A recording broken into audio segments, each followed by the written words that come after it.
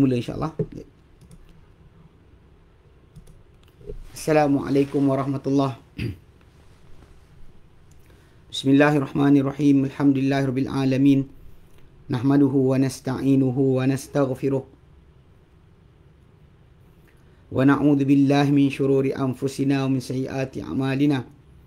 Man yahdihillahu fala mudilla lahu wa man yudlilhu fala hadiya lahu. Asyhadu an la ilaha illallah wa asyhadu anna Muhammadan abduhu wa rasuluh. Allahumma salli ala Muhammad wa ala ali Muhammad. Kama sallaita ala Ibrahim wa ala ali Ibrahim. Wa barik ala Muhammad wa ala ali Muhammad. Kama barakta ala Ibrahim wa ala ali Ibrahim fil alamin innaka Hamidum Majid. Rabbi shrah li sadri wa yassir li amri wahlul 'uqdatam min lisani yafqahu qawli. Amma ba'd. Alhamdulillah,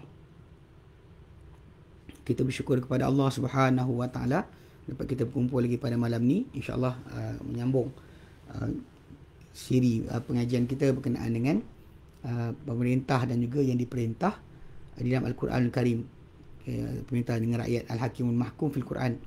Mana kita sebutkan itu bahawa kita punya perbincangan kita bahagikan kepada 4 bahagian kan. Pembincang kita sebenarnya bagi 4 bahagian. Bahagian tersebut adalah yang kita dah ambil itu sifat pemerintah dalam Quran Karim, hak dan kewajipan pemerintah dalam Quran Karim, dan kemudian hak dan kewajipan orang yang diperintah dalam Quran Karim.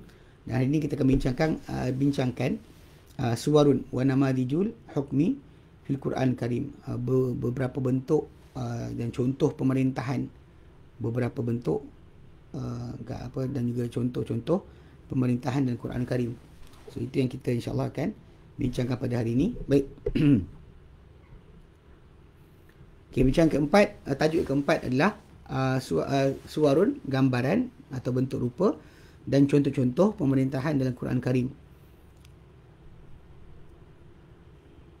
Al-Quran Karim, Al-Quran Azim telah menonjolkan atau menyatakan beberapa contoh daripada bentuk-bentuk pemerintahan yang berbagai dan juga berbeza. Okey, di antara pemerintah yang tinggi, yang berpetunjuk, dengan pemerintah rosak, pemerintahan yang rosak oleh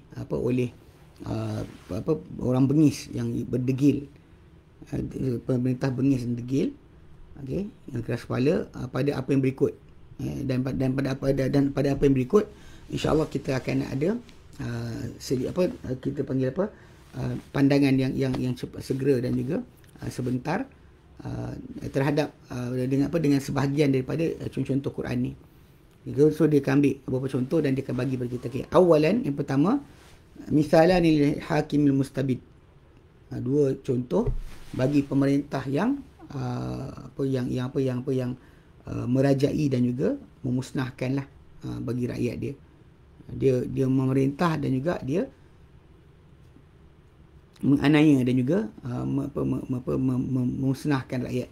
Okay. Yang pertama, firman Allah Ta'ala dalam Quran Karim surah Al-Baqarah ayat ke 285. Al-Baqarah 285, Allah Ta'ala nyatakan, A'udzubillahi minasyaitonirrajim. Alam tara ilal ladzi hajja Ibrahim fi rabbih. Adakah tidak engkau melihat kepada orang yang menghujah Ibrahim mengenai Tuhan Ibrahim alaihissalam? An atahullahul mulk. Tapi dia cakap macam tu, dia berani hujah bukan sebab kerana dia pandai, tapi kerana dia ada kuasa. Sebab Allah Ta'ala berikan dia kuasa. Idh qala Ibrahim rabbiyalladzi yuhyi wa yumit. Tatkala berkata Ibrahim, Tuhanku adalah menghidupkan dan mematikan. So dia tanya Ibrahim, siapa Tuhan kau? Maka Ibrahim jawab, Tuhanku yang menghidupkan dan mematikan. Qala ana uhyi wa umit. Dia kata, aku pun menghidupkan dan mematikan juga. Ini datang riwayat daripada riwayat yang datang dan ahli tafsir bahawa dia bawa 2 orang. Seorang dia biarkan hidup, seorang dia bunuh. So dia biarkan hidup, dia bunuh seorang tu mati. Dia aku pun hidupkan dan matikan. Maka Ibrahim pun berkata, qala Ibrahimu, berkata Ibrahim, fa inna Allah ya'ti bisyamsi minal masyriqi. Maka sesungguhnya Allah Ta'ala telah mendatangkan matahari daripada timur. Fa'ti biha minal maghribi, maka datangkanlah daripada barat. Datangkanlah matahari daripada barat. Kalau kau betul Tuhan, ya, fabuhital ladzi kafar, terdiamlah orang-orang yang kafir. Orang yang kafir itu terdiam. Fabuhital ladzi kafar, terdiamlah, ya, orang yang kafir itu. Okay. Wallahu la yahdil qauman zalimin. Allah Ta'ala tak akan beri hidayah pada kaum yang zalim. Baik. Istifham dalam ayat ni untuk takjub, yang untuk mengingkari atau tak setuju, takjub yang pelik, okay, terhadap keadaan raja yang membesarkan diri ini, yang mendebat, okay, membahaskan terhadap bapa para anbiya Ibrahim AS, okay, dan tidaklah terjadi kekufuran dan juga penentangan dia, melainkan bahawa Allah Ta'ala berikan dia kerajaan. Itu dia punca sebab dia berani bercakap. Maka sebagai ganti, sebagai ganti, dia kata gantian bagi apa yang diberikan daripada nikmat dan ihsan, okay, oleh Allah Ta'ala dengan berikan kuasa kepada dia sebagai jalan untuk bersyukur, okay, dan juga melihat balik kurniaan serta beriman. Dia jadi pula kekuasaan tersebut sebab untuk dia berkeras, berkasar, merosakkan dan juga melampau. Maka dia pun mendakwa dengan penuh, dengan cara yang salah, itu menghidupkan dan mematikan. Okay. Dia boleh cakap, bila Ibrahim kata Tuhan aku menghidupkan dan mematikan, dia boleh kata bahawa dia pun menghidupkan dan mematikan juga. Dia hidupkan dan dimatikan juga, kata raja tersebut. Okay. Dia terus itu sehinggalah didiamkan dia oleh Ibrahim AS dengan hujah yang nyata. Iaitu hujah nyata apa? Iaitu dia bila Ibrahim minta dia datangkan matahari daripada barat. Kalau dia Tuhan jadikan alam, maka dia patut boleh buatlah. Maka dia pun berpatah balik dalam keadaan kecil dan juga hina. Dia bukannya dan lemah, dia tak boleh buat. Dia mengaku dia Tuhan tapi tak boleh buat benda berkenaan. Ini raja ni ataupun orang yang menghujat Ibrahim ni, pemerintah ni adalah dia Namrud atau Namrud. Satu contoh bagi pemerintah zalim yang membesarkan diri, yang menyombong, melihat manusia semuanya hamba baginya. Lihat semua manusia adalah hamba bagi dia, berserta dengan rasa besar diri yang amat tinggi,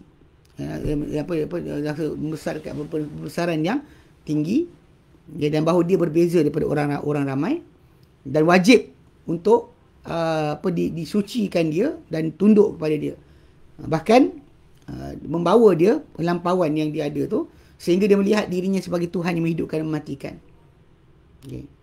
Dan dia dahulu tinggal di Mosul, Iraq, dan orang ramai datang kepada dia meminta makanan. Bila mereka masuk kepada dia nak ambil makanan, dia kata, siapa Tuhan kamu? Maka dia kata, engkau lah. Lalu dia kata, berikan dia makanan. Mana berikan dia timbangan, kan? Mairah ni adalah makanan yang dikumpulkan untuk musafir. Bagi dia habuan untuk pergi musafir. So bagi. Jadi ketika tu dia punya cara untuk dapatkan orang ramai punya pengakuan dengan cara berkenaan. Bahkan dalam hadis Nabi SAW memang betul, Ibrahim AS jumpa dengan dia untuk ambil makanan. Kemudian dia balik ke rumah. Ibrahim balik ke rumah, dan bila isteri dia tanya, kan dia takut nak ni, dia pun bungkuskan dalam kantung yang bawa di atas kenderaan dia dengan tanah. Sampai di rumah, bila isteri kata ada makanan, dia kata ada. Dia nampaklah. So dia tidur. Bila tidur, dia tak tahu nak cakap apa. Wallahualam, mungkin pasal dia pergi ambil makanan. Tapi dah raja tu ajak debatlah. Bila dah kalah debat, dah raja tak bagi makanan pada dia. So, tapi bila Ibrahim tidur dan Allah Taala jadikan memang makanan, tanah yang dia bawa tadi bertukar menjadi tepung. Memang jadi makanan.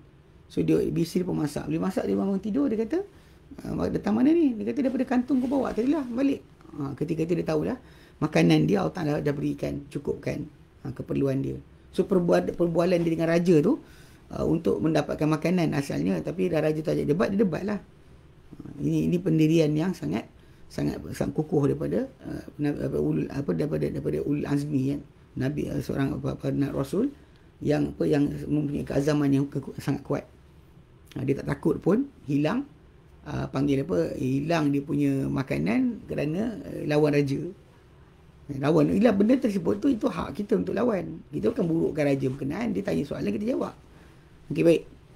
Kemudian contoh lain untuk golongan pemerintah yang macam ni juga, yang tak pandai tapi merintah, Allah Ta'ala bagi kuasa tapi tak reti untuk merintah dan mendakwa untuk diri dia kekebalan, apa, saya lah sekian, saya takkan dikalahkan dan sebagainya. Itu semua ada pada diri mereka. Okey. Contoh lain bagi golongan pemerintah ni yang mendakwa, bahkan ada yang mendakwa ketuhanan lah. Okey, dan memaksa manusia, memperhambakan manusia. Okey. Dan memecah-mecahkan orang ramai sebagai puak-puak supaya mudah dia nak kawal. Dan dia sembelih hatikan dia sembelih anak-anak dan juga tidak ada menyekat dia sesuatu pun daripada apa yang dia buat, daripada perkara besar saja dalam untuk mendatangkan pendapat pemikiran yang tentang ketuhanan itu. Dia nak buktikan dia Tuhan itu, dia buat macam-macam. Okey, dan meninggi dia kata orang ramai. Itu yang terjadi. Okey, marilah kita baca firman Allah Taala dalam Quran dalam surah Al-Qasas ayat keempat. Allah menyatakan tentang Fir'aun. Allah menyatakan a'udzubillahi minasyaitonir rajim. Inna fir'auna 'ala fil ardi wa ja'ala ahlaha syi'a yastad'ifu ta'ifatan minhum yudhabbihu abna'ahum wa yastahyi nisa'ahum innahu kana minal mufsidin. Sebenarnya Fir'aun meninggi diri di atas muka bumi dan dia jadikan penduduk bumi tu kepada puak-puak. Dan dia pergunakan satu puak di kalangan mereka dan dia sembelih anak-anak mereka dan dia biarkan hidup wanita mereka. Sebenarnya dia adalah di kalangan orang yang buat kerosakan. Surah Qasas ayat keempat. So Fir'aun lah contoh kedua. Contoh tadi contoh Namrud, ni contoh kedua. Fir'aun adalah lambang atau simbol kezaliman. Kan tyranny, kalau antara yang nak boleh tu tengok pada Fir'aun. Jadi digabungkan kepada perbuatan penzaliman dia, penganiayaan dia, kekerasan daripada sekalian makhluk. Tambah pada itu dakwaan dia ketuhanan dan juga pentadbiran. Dia rasakan bahawa semua benda yang ada ni, semua ni luar pentadbiran dia. Takkan keluar sungai, takkan jadi macam ni kecuali kerana dia yang nak. Delusional teruk lah. Cuma ada juga yang kata pasal Fir'aun ni bijak sikit, maka nama dia ada dalam Quran. Ada nama. Tapi kalau tengok macam Namrud ataupun raja zaman zaman Ibrahim, dia tidak ada sebutan nama. Itu mungkin wallah alam, tapi yang penting dia memang ditambahkan. Macam tadi macam kes Namrud tadi dengan Ibrahim, dia boleh berdialog lagi dengan Ibrahim AS. Masih dia boleh dialog. Dia tak ada guna kekerasan. Tapi macam Fir'aun ni dia guna kekerasan terus, lawan bunuh. Okey. Dia kata apa? Di samping bahawa dia tindas manusia, di samping tu dia dakwa pula ketuhanan.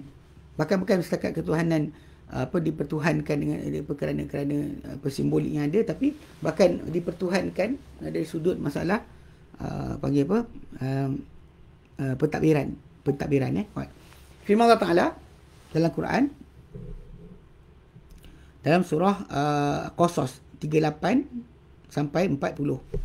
Allah nyatakan a'udzubillahi minasyaitonirrajim wa qala fir'aun ya ayyuhal mala', dan berkatalah Fir'aun, wahai golongan malak, golongan pembesar, ma alimtu lakum min ilahin ghairi, aku tak tahu kalian ada Tuhan selain aku.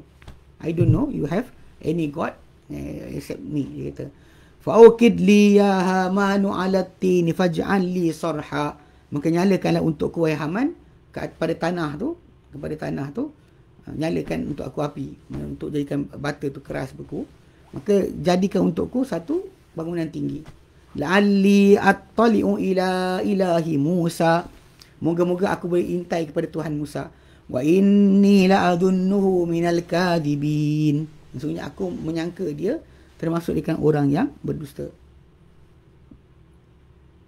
Ini antara dalil lah yang menunjukkan bahawa Musa AS ajar pada semua keluarga dia tentang Allah Ta'ala di atas.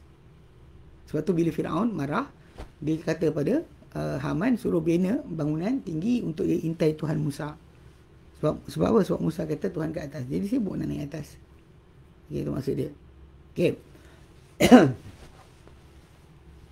wastakbarahu wa junuduhu fil ardi bighairil haqqi wa dhannu annahum wa dhannu annahum ilaina la yurja'un.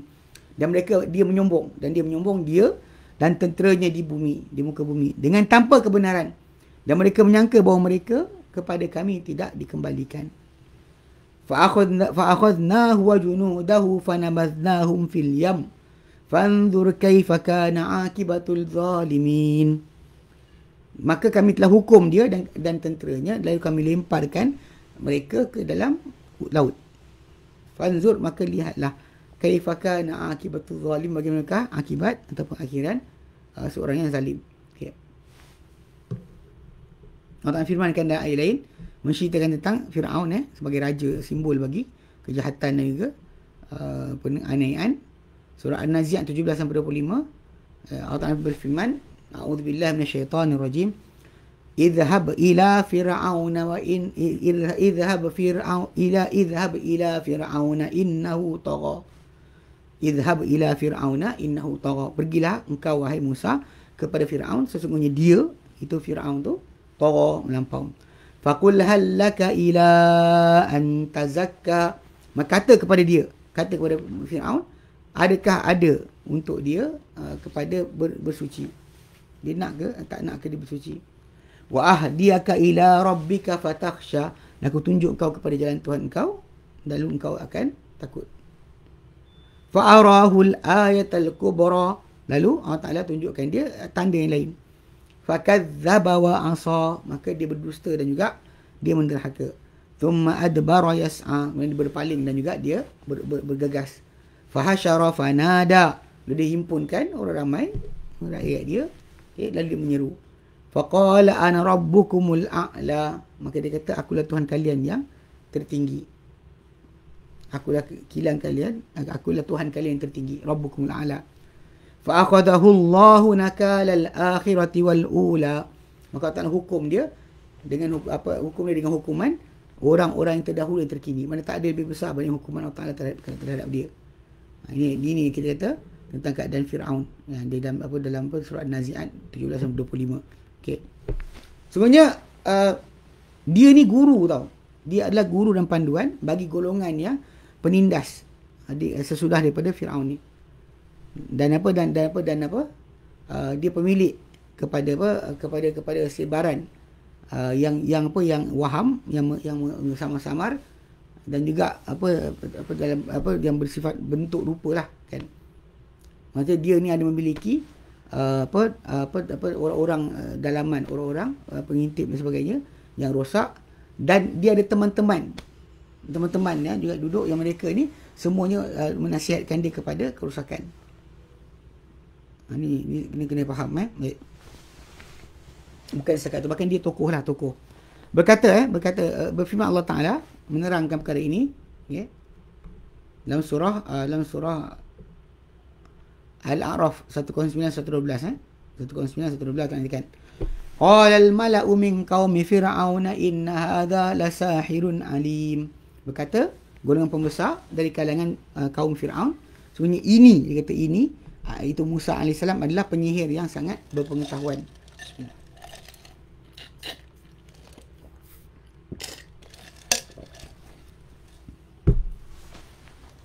Yuridu an yukhrijakum min ardikum bisihri yuridu an yukhrijakum min ardikum. Dia nak keluarkan kalian daripada bumi kalian. Famadha ta'murun, maka apa kalian nak perintahkan? Qalu arjih wa akhahu wa arsil fil madaini hashirin ya'tuka bikulli sahirin alim. Dia kata arjih wa akhah, maknanya biarkan tangguhkan dia dan juga saudara dia, dan utuskanlah pada semua bandar-bandar, dan kumpulkanlah dan kadang mengumpulkan orang ramai supaya mereka datangkan kepada engkau dengan semua penyihir yang berpengetahuan. Ni maksud dia, diorang pada start gerakan kononnya untuk menewaskan Musa dengan hujah. Tapi cara dia lawan sihir. Allah firman kan dalam ayat yang lain dalam surah Al-A'raf 127, wa qala al-mala'u min qaumi fir'aun, dan berkata golongan pembesar di kalangan kaum Fir'aun, atadaru Musa wa qaumahu liyufsidu fil ard. Adakah kalian biarkan Musa dan kaumnya untuk membuat kerosakan di muka bumi? Wa idharaka wa alihatak, dan ditinggalkan kau dan juga apa tuhan-tuhan kau. Qala sanuqattilu abna'ahum wa nastahyi nisa'ahum. Kata kami akan bunuh anak-anak mereka dan kami biarkan hidup wanita-wanita mereka. Wa inna fawqahum qahirun. Dan kami atas mereka, atas kaum Musa ni mengatasi mereka, berkuasa ke atas mereka. Beginilah dia kata berjalan perkara-perkara dalam dewan ataupun kawasan lapang orang-orang zalim, ya. Ada orang-orang mata-mata yang bengis, yang liar, dan juga golongan pembesar yang membuat kesalahan. Okay, mereka tak beri syarat dengan kebaikan, tak berikan syarat dengan kebaikan. Nanti mereka tak perintah dengan perkara makruf, ya. Dan mereka adalah golongan yang sibuk dengan maslahat sendiri dan peribadi dan juga ketamakan. Maka hampalah yang memberikan akan musyawarah, perbincangan, dan orang yang diajak berbincang. Semua sekali gagal, semua sekali hampa. Okey. Dia kata kat sini benar, Allah Azza wa Jalla tidak menyegerakan mereka walaupun dengan zalim jahat mereka ni. Allah tak segerakan mereka dengan azab ataupun pemusnahan, okay? Bahkan Allah Ta'ala tangguhkan mereka, okay? Sekali sesudah yang lain, kali demi kali nak berkali dia buat, tetap Allah Ta'ala ampunkan. Moga-moga mereka patah balik daripada kezaliman mereka dan mereka bertaubat kepada Tuhan mereka, dan mereka berlaku adil dalam hukum mereka. Okay? Dan dia Allah Ta'ala perlihatkan mereka tanda-tandanya yang satu demi satu Allah Ta'ala tunjukkan, dan berulang peristiwa ni sendiri dalam pendustaan memang serupa je, dan pendustaan dan juga penafian, penentangan dan bentuk yang serupa. Okay? Dia kata dalam surah Al-Zukhruf, kan, Zukhruf, Allah nyatakan wa ma nurihim min ayatin illahi akbaru min ukhtiha. Dan kami tak tunjukkan mereka sebarang bukti atau tanda melainkan ia lebih besar daripada tanda yang mereka ada. Wa akhaznahum bil azab. Dan kami hukum mereka dengan azab. La'allahum yarji'un. Moga-moga mereka akan patah balik. Ya. Tanda Allah Ta'ala bukannya segerakan, biarkan masa untuk mereka boleh bertaubat. Dan setiap kali okay, kalau kita lihat dalam ayat Quran tu datang peranan para penasihat, penasihat kerosakan dan menteri-menteri kebinasaan, okay, dia sebenarnya menahan atau menangguhkan daripada kebenaran, dan mereka menegah daripada petunjuk, dan juga mereka mereka yang menggalakkan pemerintah tadi untuk berbuat kekerasan terhadap para anbiya dan juga orang yang membuat kebajikan dan juga pengikut-pengikut mereka sebenarnya. Ini pembesar lah, penasihat. Sebab tu bila kita berkawan dan sebagainya dengan siapa, perhatikan kita kawan dengan siapa. Sebab kalau anda kata orang kita kawan tadi tu soleh, kan, terutama golongan yang ada kuasa ni, siapa keliling dia? Kalau keliling tokey lah cara dia bercakap. Kalau dia keliling dia adalah orang yang menasihati dia, itu dah akan jadi pada kehidupan dia. Okey. Daripada pendapat penulis ni, dia kata Allah Ta'ala lebih mengetahui tentang kehendaknya, bahawa Allah Jalla wa'ala hanyalah menghukum para pemerintah yang menyombong, menumpahkan darah dengan seumpama ini,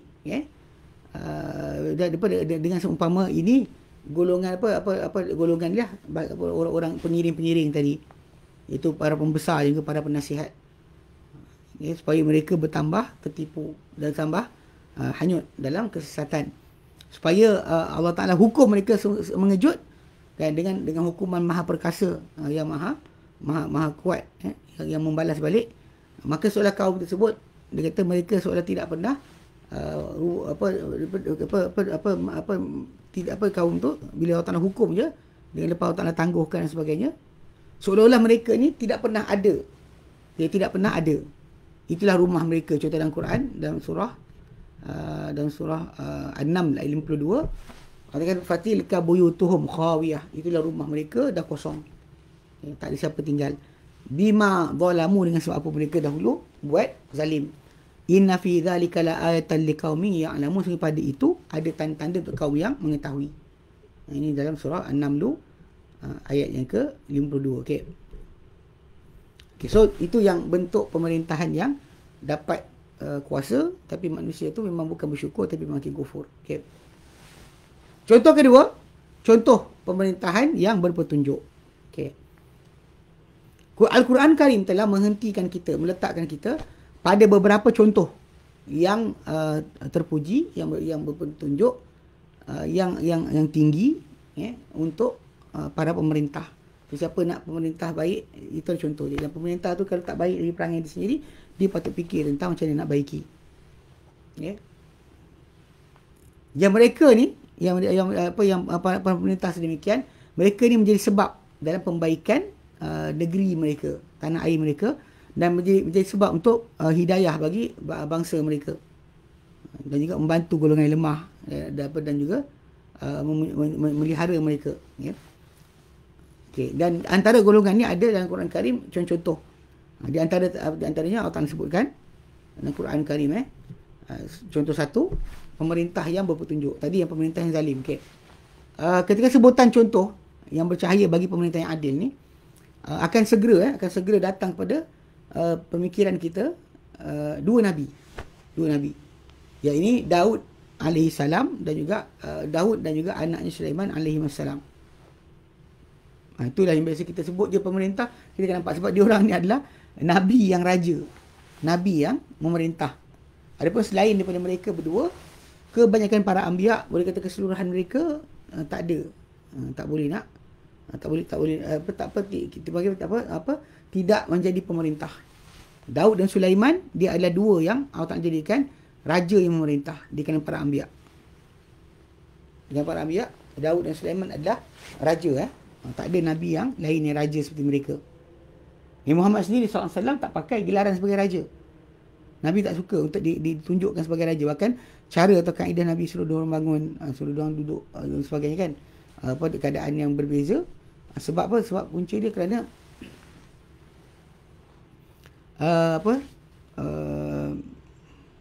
Nabi SAW kan, dia tak pernah pakai gelaran sebagai raja. Itu je maksud dia memerintah, tapi dia tidak pakai. Tapi macam Sulaiman, dia memang raja lah.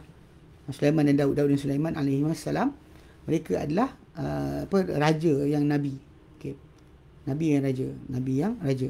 Okay.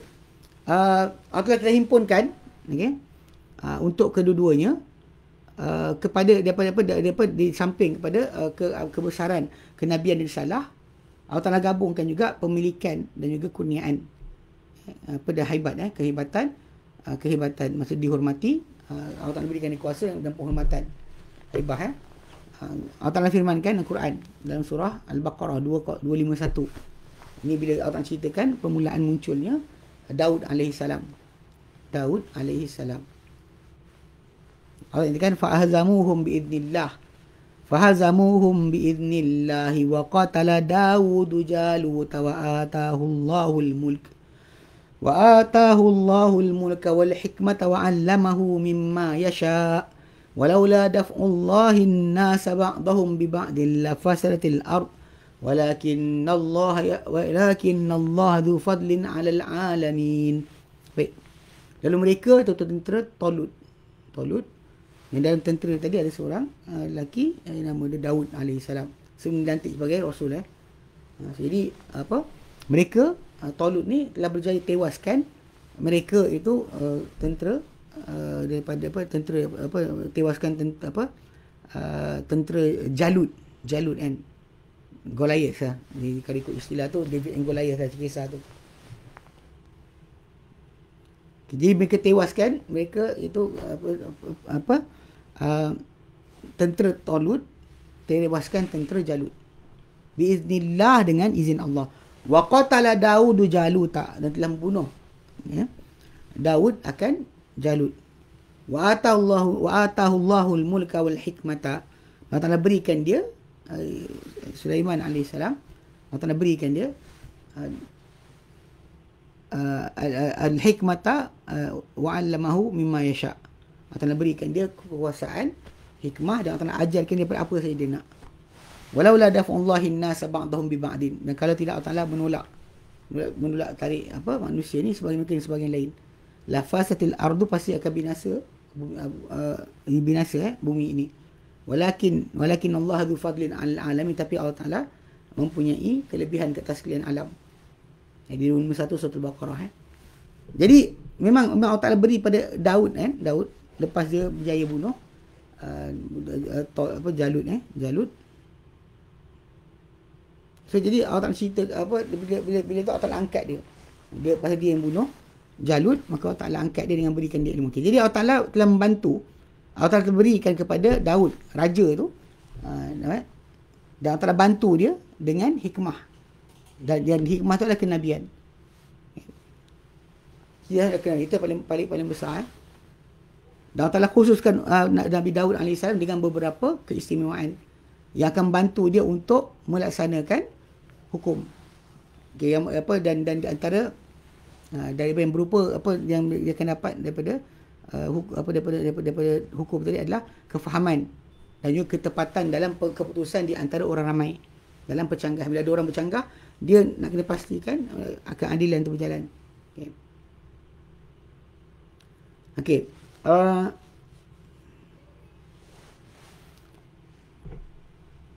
Firman Allah Ta'ala memberitahu tentang perkara ni dalam surah Sad ayat ke-17 sampai 20. Allah Ta'ala katakan, "Isbir ala ma yaqulun." Sabarlah engkau hai Muhammad di atas apa mereka katakan. Mereka cakap macam banyak tu, buat ignore je, buat tahu je. "Wadhkur abdana Dauda dzal aidi innahu awwab." Okay. Dia kata, ingatlah akan hamba kami Daud yang mempunyai akan kekuatan. So dia ni seorang yang sentiasa kembali kepada Allah Subhanahu Wa Taala. Inna sakharnal jibala ma'ahu yusabbihna bil ashi wal isyraq. So kami perjalankan, gerakkan gunung ganang bersama dengan Daud. Okay. Yang dia kan bertasbih pada awal pagi dan juga awal malam dan awal pagi. Awal malam juga awal pagi. Okay, baik. Allah Ta'ala pesan pada dia, pada Daud AS, sampai apa yang Allah Ta'ala berikan, Allah Ta'ala pesan untuk berlaku adil.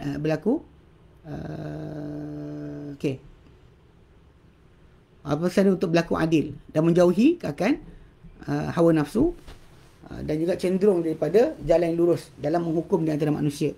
Berfirman Allah Azza wa Jalla menyerang perkara ini. Pesan Allah Ta'ala kepada dia sebab berikan kuasa.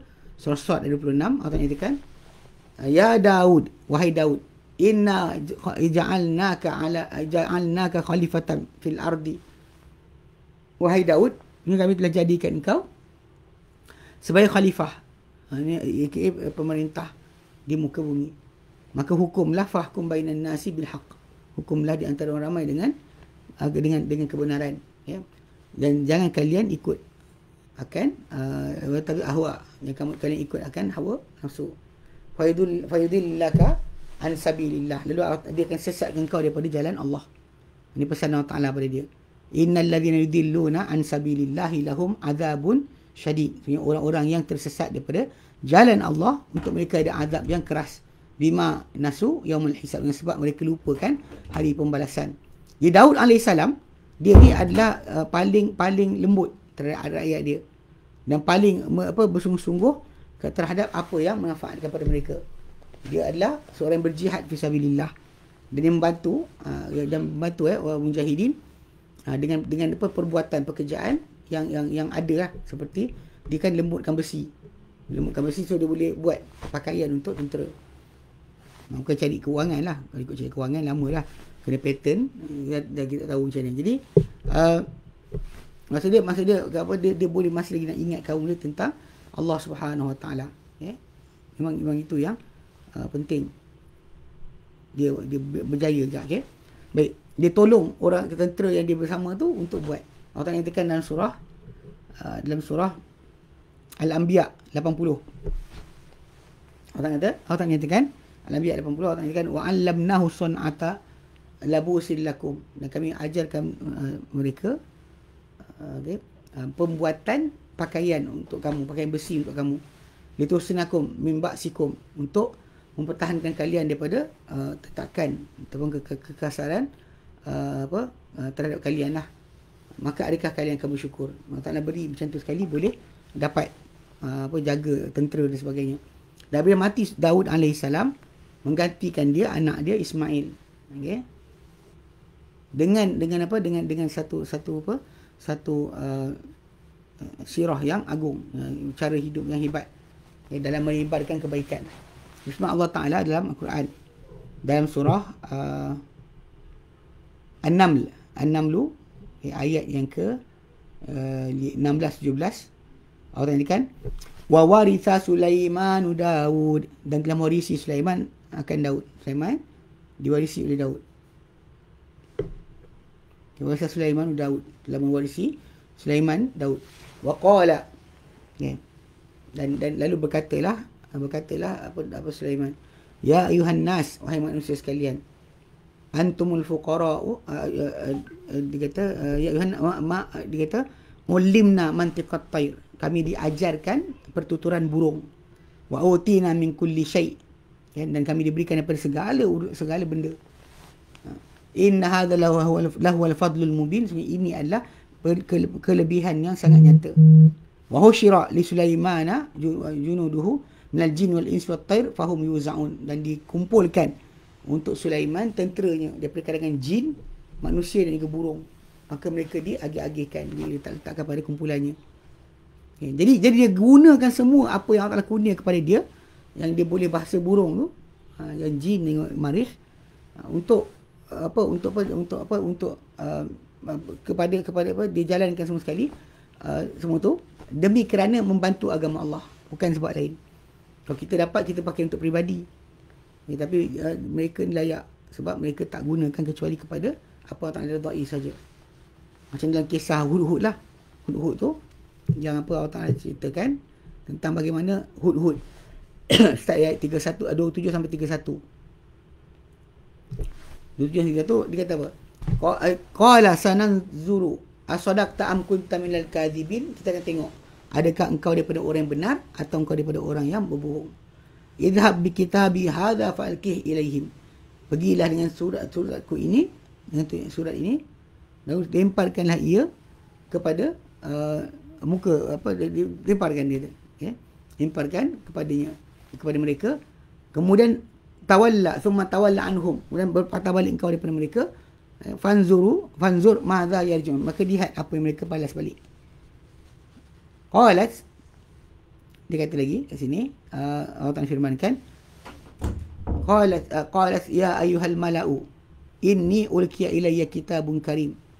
Ni ratu tu, dia nampak surat datang, dia kata, wahai golongan pembesar, sebenarnya aku dilemparkan kepadaku kitab yang mulia. Innahu min Sulaiman, ia daripada Sulaiman. Wa innahu bismillahirrahmanirrahim, sebenarnya dia dengan nama Allah Ta'ala yang pengasih lagi maha penyayang. Allah ta'lu alayya wa'tunil muslimin, yang kalian meninggi diri ke atasku, datanglah kepadaku dan keadaan orang yang menyerah. Okay. Jadi dia tak tinggalkan satu tempat pun yang dia mampu untuk sampai ke dalamnya kepada tauhid, atau diperangi kekufuran, yang orang kafir yang degil, melainkan dia datangi mereka dan dia ajak mereka, berserta dengan pelaksanaan keadilan dan juga tersebarnya keamanan pada rakyat dia.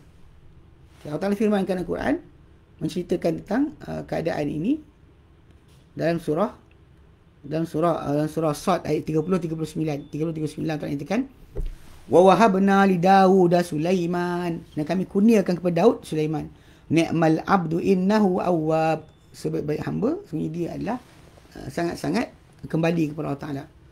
Bila diketahui idh urida alaihi bil ashi sanifatul jihad, ketika dihadapkan, dipamerkan kepada dia pada waktu petang tu dengan kuda-kuda yang indah cantik, yang memang pun debaka yang baik. Faqala inni ahbabtu hubbal khair, faqala inni ahbabtu hubbal khairi an dzikri rabbi hatta tawarat bil hijab. Dia kata, sesungguhnya aku telah sukakan dengan kesukaan kebaikan berbanding suka daripada harta, suka pada sekian, aku lebih suka dia suka dalam hati aku lebih berbanding menyati Tuhanku. Hatta tawar bijak sampailah tutup waktu. Maksudnya dia sampai habis waktu solat. Sampaikan dia tertinggal kerana sibuk kan tengok kuda yang cantik. Lepas tu dia kata apa? Rudduha alayya. Rudduha, bawa balik kuda-kuda dekat aku. Fatafiqah, maka dia pemula masham bisu kiwal anak. Dia mula pancung dan juga dia sembelih semua binatang kuda-kuda berkenaan. Maksudnya dia dapat compare ini untuk dunia, ini untuk akhirat, dia kejar pada yang akhirat, dia tinggalkan dunia. Ini mereka sendiri kan. Okey. Dia kata walaqad fatanna Sulaiman wa alqaina ala kursiyihi jasadan thumma anab. Dia kata kami telah uji Sulaiman dan kami lemparkan, kami campakkan pada kursinya satu jasad, kemudian dia pun kembali. Okey. Dan dia berkata Rabbi ighfirli wa habli mulkan la yanbaghi li ahadin min ba'di. Dia kata wahai Tuhanku, ampunkanlah aku dan kurniakanlah aku satu kerajaan, kekuasaan yang tak harus dapat pada siapa-siapa sudahku. Innaka antal wahhab, engkau maha memberi kurniaan. Maka Allah Ta'ala bila dia syukur dengan apa yang ada, dia minta Allah Ta'ala perlindungan. Fasakharna lahu ar-riha tajri bi amrihi rukha'an haitsu asab. Jadi dia kata kami pun pergunakan untuk dia angin. Yang angin ni akan bergerak dengan perintah dia. Dengan patuh, tanpa tangguh-tangguh, angin itu bergerak di mana saja dikehendaki untuk menimpa. Dan kemudian wasyayatin kullabanna'in wa ghawwas, dan syaitan-syaitan, ini jin, semuanya adalah pembina dan juga golongan penyelam, penyelam. Tukang bina pun, penyelam pun dia. Kerja-kerja pembinaan. Dan selain itu juga kita muqarranin bil asfad, yang dia terpasung, dia tak boleh bergerak. Dan Allah Taala suruh dia isytiharkan hadza ata'una.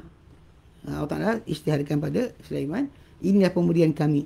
Famnun au amsik bighairi hisab. Maka kurniakanlah balik ataupun peganglah dengan tanpa sebarang perhitungan. Tak ada langsung ditanya balik. Ni Allah Taala beri pada dia free. Macam tu saja. Okey. So itu yang dikatakan sebagai contoh pertama pemerintah yang berpetunjuk. Okey, contoh kedua pula. Di antara contoh yang agung, yang hebat yang amat jarang berulang dalam sejarah manusia, pemerintah muslim yang membuat pembaikan yang agung, Zulkarnain. Yang dia Allah Ta'ala firmankan dalam Quran tentang urusan dia. Allah Ta'ala nyatakan dalam kisah yang kita baca panjang lebar lah kalau kita buka surah Kahfi 83 sampai 98. Okay. Allah Ta'ala nyatakan wa yas'alunaka an dzil qarnain, dan mereka tanya engkau Muhammad mengenai dzil qarnain. Qul sa'atlu 'alaikum minhu dzikra. Katakan Muhammad, aku akan baca kepada kalian ke atas kalian daripadanya sebutan. Inna makkanna lahu fil ardi wa atainahu min kulli syai'in sababa. So kami telah kukuhkan dia di muka bumi, dan juga kami berikan dia daripada semua benda akan punca-punca. Semua punca untuk boleh semua dapat. Okay. Kemudian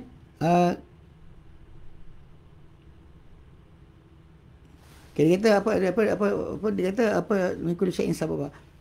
Okey, fa'atba'a sababa, lalu dia pun ikuri akan punca-punca yang Allah Taala janjikan untuk dia. Hatta idza balagha maghribasy syamsi wajadaha taghrubu fi 'ainin hami'atin wajada 'indaha qauma. Dia follow lah pergerakan yang Allah tentukan untuk dia, dia follow jalan. Sampailah dia sampai ke tempat terbenam matahari. Dia dapati matahari itu terbenam pada mata air yang pada satu kawasan mata air yang kehitam hitam. Yang kita lumpur lah. Tapi itu persepsi dia nampak benda macam tu. Ini lumpur depan mata, nampak depan kita. Tapi Allah Ta'ala tak macam tu persepsi yang berlaku. Okey. Dia kata terbenam matahari pada satu mata air yang hitam. Dan dia dapati di sisi air tersebut ada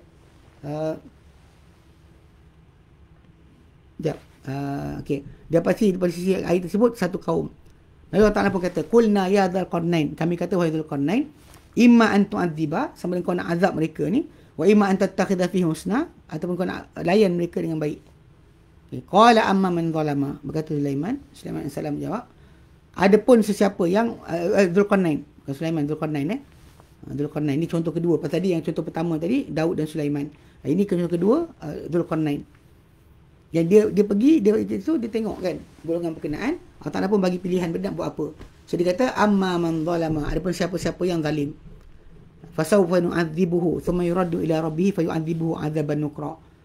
Adapun siapa yang zalim, maka kami akan azab dia.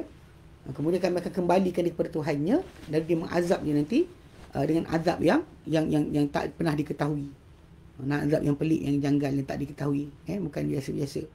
Wa amma man amana wa amila salihan falahu jazaa'anil husna. Adapun orang-orang yang beriman dan beramal soleh, untuk dia ada balasan yang terbaik. Wa sanaqulu lahu min amrina yusra. Dan kami akan lakukan kepadanya daripada urusan kita ni kemudahan. Okay. Thumma atba'a sababa. Kemudian dia pun ikutilah laluan balik, jalan balik berkelana lagi. Hatta idza balagha matli'a asy-syamsi wajadaha tatlu ala qaumin lam naj'al lahum min duniha sitra. Sehingga bila datang, dia sampai ke tempat terbitnya matahari, dia dapati di sisinya dapati matahari tu dia dapati dia terbit pada satu kaum yang tak dijadikan untuk mereka daripada matahari itu sebarang pelindung. Ada kata tak berpakaian, ada kata yang tak berpakaian, tak ada lindungan daripada matahari.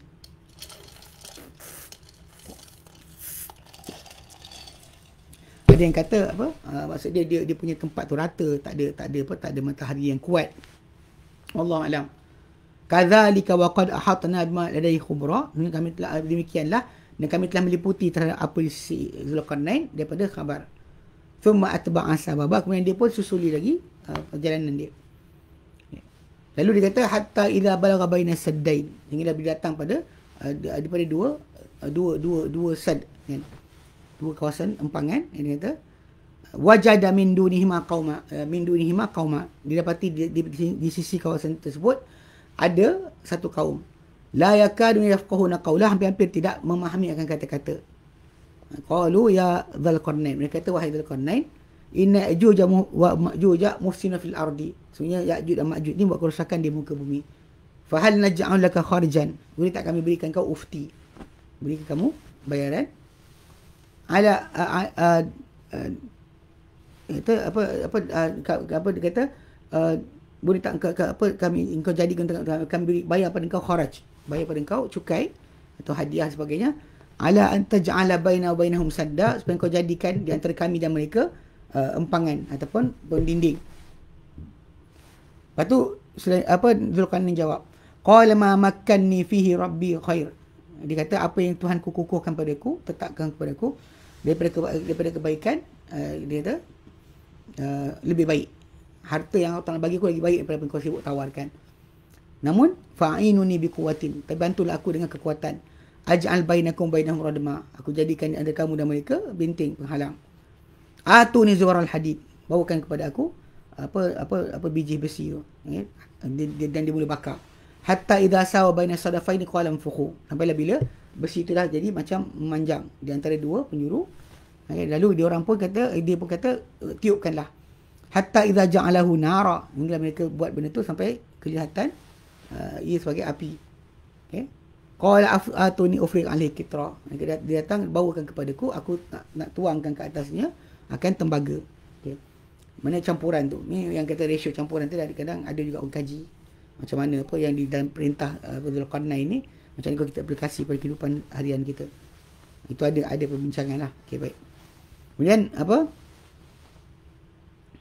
Dia kata famasta'u ayyazharuhu, maka mereka tak boleh untuk memanjatnya, mengatasinya. Wamastata'u lahu naqba, dan mereka tak mampu untuk menebuknya.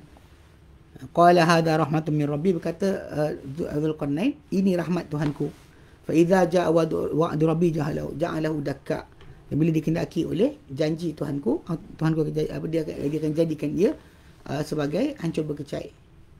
Wa kana wa'du rabbi haqqan, dan janji Tuhanku adalah amat benar. Okay, jadi ini kita kata yang apa yang diberikan tentang gambaran Dzulqarnain. Okay, dia miliki dunia dan Allah kukuhkan dia daripada semua punca-punca kekuatan dalaman, luaran, berserta dengan sistem yang sempurna. Okay, lalu dia pun bersiar-siar pada bumi ni ke timur dan ke barat. Okay, dan di utara dan selatan. Okay, dan zahir apa yang dibezakan ia dengannya. Okay, dan zahir apa yang dibezakan dia oleh Allah Ta'ala dengannya, dan dia layak di atasnya pujian. Okay. Dia di antara keelokan apa politik ataupun pentadbiran daripada makhluk, dia dahulu menyebarkan akan kesamaan keadilan, dia menghukum akan penjenayah, okay, dan dia menolak menahan akan kerosakan golongan perosak, itu Ya'juj Ma'juj tadi. Okay. Okay, dan dia beri balasan kepada dia beri balasan kepada orang baik. Okay. Okay. Dia beri balasan pada orang yang buat kebaikan. Okay. Dia memudahkan ke atas mereka, mengelokkan kata-kata kepada mereka, bahkan dia menghulurkan tangan bantuan bagi orang yang memerlukan. Okay. Menggunakan apa yang Allah Ta'ala beri kepada dia daripada kekuatan, kefahaman dan juga ketelitian, keputusan, kehalusan keputusan, berserta dengan kehendak dia sendiri untuk membaiki, dan keinginan dia dan tak sukanya dia terhadap ketamakan duniawi. Macam ni zahir daripada ketidakpenerimaannya upah. Dia macam tengok, dia buat benda tu untuk bukan cari makan. Dia buat sempadan tu di antara kaum tersebut dengan Ya'juj Ma'juj adalah kerana apa? Kerana dia walaupun dia boleh minta bayaran, dia tak bayaran. Okay? Dia tak minta bayaran. Untuk membina akan empangan ataupun sekatan tu, tembok tu yang nak dibina. Okey, tidak dia terima bayaran, walaupun orang tu dah tawarkan untuk ambil, dia tak nak. Okey, yang mana pembinaan empangan tu ataupun tembok tu adalah untuk menghalang ke bahaya Ya'juj dan Ma'juj. Itu sebab kenapa dibuat. Okey. Tapi bila selesai daripada dia buat kerja tu, kan, dia tidak menisbahkan kelebihan tu, dia kata, dia tak nampak benda tu macam jasa dia.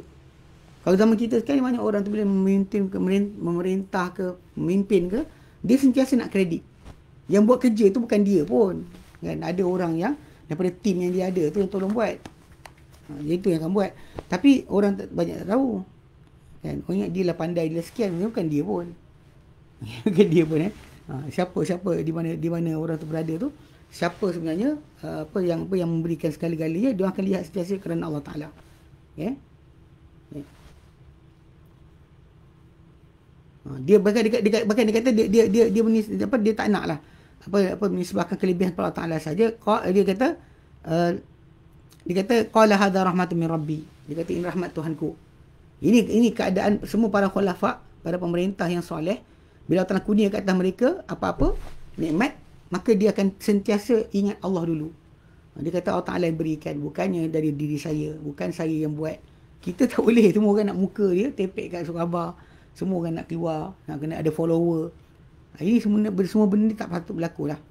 Sebab apa ditunjukkan oleh Dzulqarnain tu, bila orang minta tolong, dia seorang raja yang besar, dia tentera yang ramai, tentera perlukan juga, tapi dia boleh kata, dia kata pergi, nanti datang balik. Dia boleh tolong dan tak ada sebarang bayaran. Ini yang kita faham. Okay.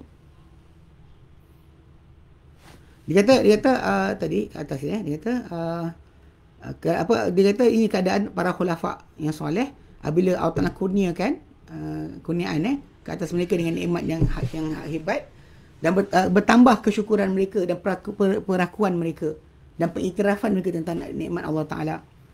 Dalamnya ada memberikan sebesar-besar petunjuk kepada keadaan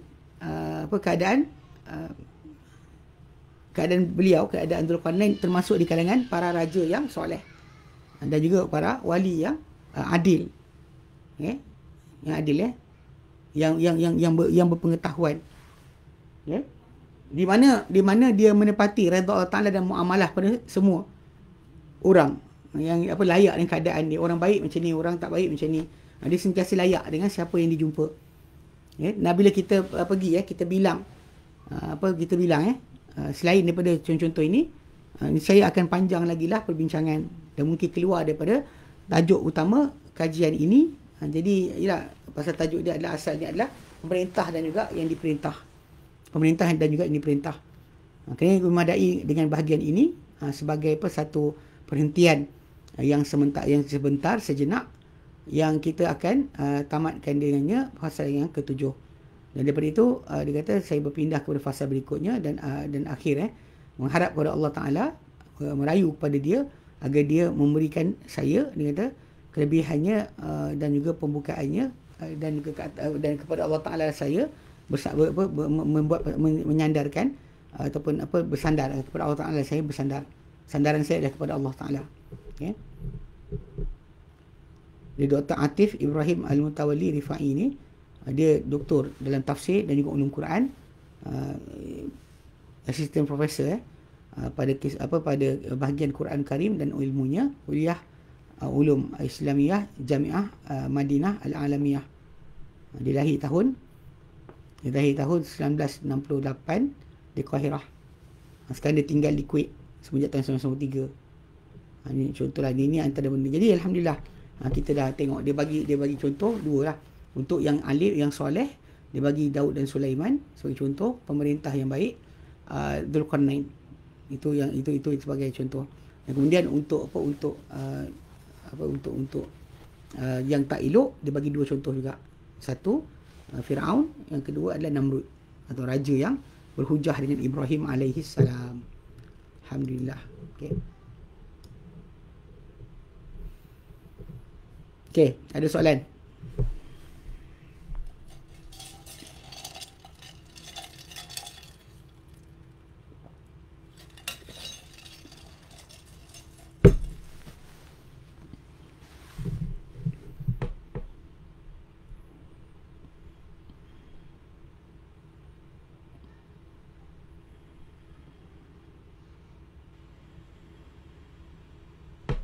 Okey, ada soalan? Tak ada? Tak ada, kita berhenti sini.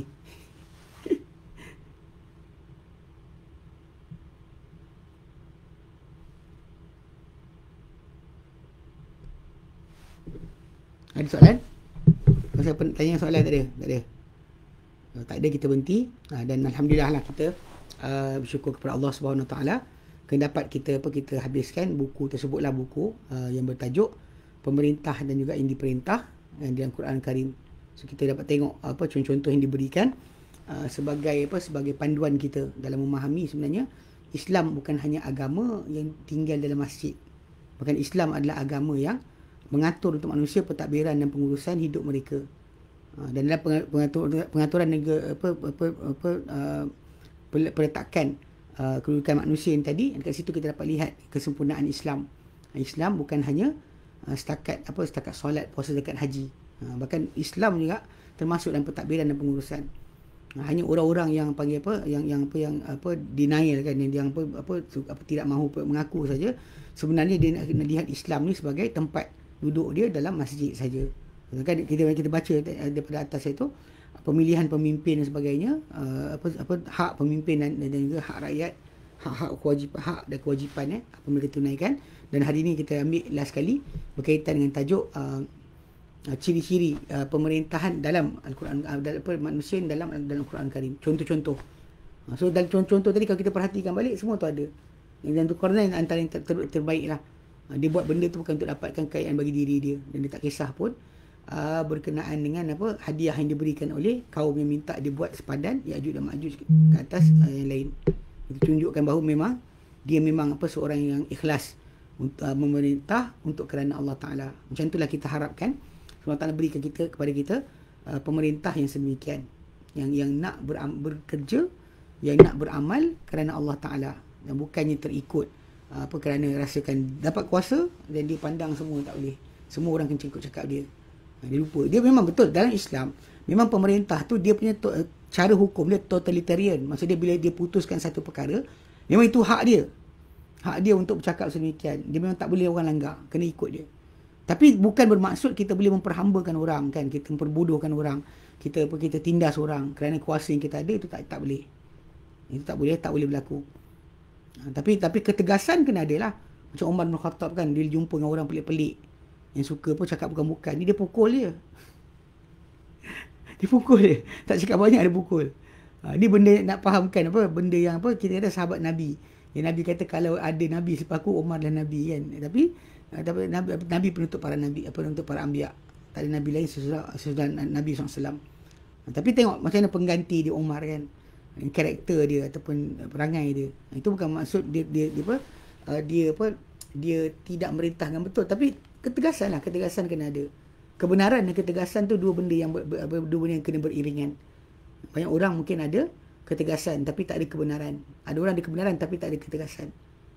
Itu yang pentingnya untuk kita tahu bahawa Islam ni meliputi segala tingkat tanduk. Dan siapa pegang jawatan sebagai pemerintah, dia kena tahu bahawa dia akan dipersoalkan Allah Ta'ala. Kita rakyat pun macam tu juga. Akan bertanggungjawabkan setiap apa yang kita lafazkan dan sebagainya. Baik. Wallahu a'lam. Kita berjaya habiskan buku kita. InsyaAllah nanti saya ada cadangan pada Abu Talha untuk yang kelas-kelas yang akan datang ni. Kalau tak ada isu semasa, kita akan mula ambil satu kitab berkenaan dengan tajuk Tadabbur Quran. Orang biasa nak tadabbur Quran kan. Kita insyaAllah kita akan buat satu kelas. Sementara nak tunggu. Kalau masuk fasa 3 boleh start kelas balik kan. Sekarang ni baru fasa 2. InsyaAllah Jumaat masuk fasa 2. Fasa 3 nanti insyaAllah kita akan boleh ada kelas, aktiviti sosial, kelas-kelas boleh berjalan semula. So insyaAllah kalau ada rezeki, kita mungkin ihya dan imarahkan tempat baru Baitul Salam. Ada diorang share location. Nanti insyaAllah kalau sampai masanya kita ke sana insyaAllah. Allah Ta'ala bukakan ke atas kita kelapangan dan jadikan kita tidak lagi terkongkong dengan kehidupan yang sempit. Allah Ta'ala yang membuka kan, yakbidut wa yabsut. Allah Ta'ala sempitkan, Allah Ta'ala lapangkan. Bukan yang lain. Bukan apa, Illuminati, bukannya teori konspirasi, tak ada. Ya, orang-orang yang kadang-kadang asyik mulut dia sibuk sebutkan ini Dajjal, ini teori konspirasi, ini pengikut sikit. Dia macam tak ada Tuhan. Manusia yang tak ada Tuhan. Macam-macam kalau golongan sufi sibuk dengan nama wali ni, wali tu, wali ni yang tolong dia, wali ni sekian. Yang ni kumpulan yang ni pula fobia, yang tu suka dengan wali, sampaikan wali tu mengatasi Allah Ta'ala. Yang ni takutkan sangat dengan manusia, sampaikan apa? Sampaikan dia tak ingat Allah Ta'ala menguasai segala-galanya. Dia lupa. Dia tak belajar akidah dengan betul. Datang taja kelas tapi tidak belajar. Itu saya ingat pesan pada kawan-kawan kita yang menganjurkan kuliah. Jangan kita anjur kuliah tapi kita tak dengar kuliah. Sebab benda ni akan gagal. Sebab kita anjur tapi kita tak buat. Kita tak dengar apa yang diajarkan. So last sekali apa manhaj yang diajar oleh guru tadi atau ustaz tadi tak dapat sampai. Ini masalah sebenar. Sebab kita jangan lupa Allah Ta'ala adalah yang mengawal segala-galanya. Untuk bertukar keadaan kita daripada sempit kepada lapang, daripada sakit kepada sihat, daripada sedih kepada gembira, daripada miskin kepada kaya, daripada susah kepada senang. Hanya Allah Ta'ala saja yang boleh membuat perkara berkenaan pada kita. Tak ada yang lain. Kalau terjadi musuh kuasai kita pun, Allah Ta'ala yang izinkan. Bukan sebab kerana musuh tu pandai. Sebab tu lisan kita hanya kena sentiasa Allah yang memberikan kita segala-galanya. Baik. Wallahu a'lam. Ya. Wa sallallahu ala sayyidina Muhammad wa sallam alhamdulillahirabbil alamin. Subhanallah hamdi syu'ala anta astaghfiruka wa atubu ilaik. Assalamualaikum warahmatullahi wabarakatuh.